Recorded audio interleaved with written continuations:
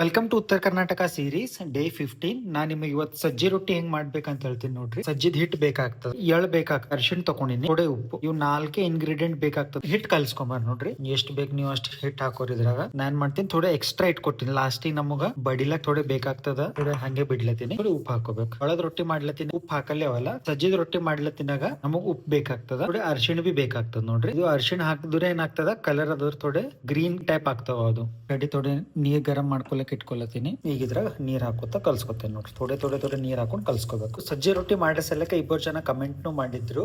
ಅವ್ರ ಹೆಸರು Uma Deshpande for ever angel ಅಂತ. ಇದು ಬಿಟ್ಟು ನಿಮ್ಗೆ ಬೇರೆ ಯಾವ್ದಾರ ರೆಸಿಪಿ ನೋಡ್ಬೇಕಂದ್ರು ಅದನ್ನ ನೀವು ಕಮೆಂಟ್ ಮಾಡಿ ಹೇಳ್ರಿ. ನಮ್ 30 days ಸೀರೀಸ್ ನಾಗ ನಾ ಇನ್ಕ್ಲೂಡ್ ಮಾಡ್ಲಕ್ಕ ಟ್ರೈ ಮಾಡ್ತೀನಿ. ಸೇಮ್ ಜೋಳದ ಹಿಟ್ಟು ಹೆಂಗ್ ಕಲ್ಸ್ಕೊತೇವಲ್ಲ ಹಿಂಗ್ ವರ್ಸಿ ಇದು ಬಿ ಹಂಗೆ ವರ್ಸ್ಕೋಬೇಕು. ನಮ್ದು ಹಿಟ್ಟು ಈ ಕಡೆ ರೆಡಿ ಆಯ್ತು. ಕೌಂಟರ್ ಬಿ ಚಂದ ಕ್ಲೀನ್ ಮಾಡ್ಕೋತೀನಿ. ಕಡೆ ಹಂಚಿ ಬಿ ಕಾಯ್ತಾ ಇರ್ತದ ನಮ್ಗೆ. ಇದು ಹಿಟ್ಟು ನಾನು ಎಕ್ಸ್ಟ್ರಾ ಉಳಿಸ್ಕೊಂಡಿದಲ್ಲ ಅದ್ರಲ್ಲಿ ಜಲೋಡಿ ಮೇಲೆ ಹಾಕೋತೀನಿ. ಎಲ್ಲ ಕಡೆ ಸ್ಪ್ರೆಡ್ ಆಗ್ತದೆ ನೋಡ್ರಿ. ಇದು ಬಡ್ಕೊಳಕ್ ಈಸಿ ಆಗ್ತದೆ ನೋಡ್ರಿ.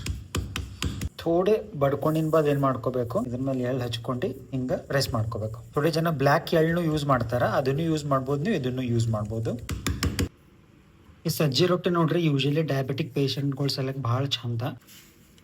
ಯಾಕಂದ್ರೆ ಇದು ಸಜ್ಜಿ ರೊಟ್ಟಿ ಏನ್ ಮಾಡ್ತದ, ಬಾಡಿನಾಗ ಶುಗರ್ ಬಹಳ ಸ್ಲೋ ಆಗಿ ರಿಲೀಸ್ ಮಾಡ್ತದ. ಸೊ ಡಯಾಬಿಟಿಕ್ ಪೇಷಂಟ್ ಇದ್ದರಿಗೆ ಶುಗರ್ ಲೆವೆಲ್ ಕಂಟ್ರೋಲ್ದಾಗ ಇಡ್ತದ. ಕಿಡ್ನಿ ಸ್ಟೋನ್ಸ್ ಅವ ನೋಡ್ರಿ, ಅವ್ರು ಥೋಡೆ ಅವಾಯ್ಡ್ ಮಾಡ್ಬೇಕು ಸಜ್ಜಿ ರೊಟ್ಟಿ ಊಟ ಮಾಡೋದು. ಬಾಕಿ ಮಾಡ್ರೇಟ್ ಆಗ್ರ ನೀವು ಊಟನೇ ಮಾಡ್ಬೋದು, ಬಟ್ ಅವಾಯ್ಡ್ ಮಾಡಿದಷ್ಟು ಚಂದ.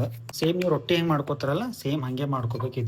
ಇದು ರೊಟ್ಟಿ ಮಾಡೋಷ್ಟ್ರ ಈಸಿ ಇರಲ್ಲ, ಇದು ಥೋಡೆ ಡಿಫಿಕಲ್ಟಿ ಅದ. ಹಿಟ್ ನಾದ್ಕೊಳತಿನಾಗ ಏನ್ ಮಾಡ್ಬೇಕು, ನೀವು ಬಹಳಷ್ಟು ಗರಂ ನೀರ್ ಯೂಸ್ ಮಾಡಿ ಹಿಟ್ ನಾದ್ಕೋಬೇಕಾಯ್ತದ. ಚಿಕ್ಕ ಟೈಮ್ ತನ ನೀವು ಇದನ್ನ ಹಿಟ್ ನಾದ್ಕೋಬೇಕಾಯ್ತದ. ಈಗ ನೀವೇನ್ ಮಾಡ್ಬೋದು, ಇದು ಮೊಸರು ಸರಿ ಬಿ ಊಟ ಮಾಡ್ಬೋದು ನೀವು. ಸಜ್ಜಿ ರೊಟ್ಟಿ ರೆಡಿ ಆಯ್ತು.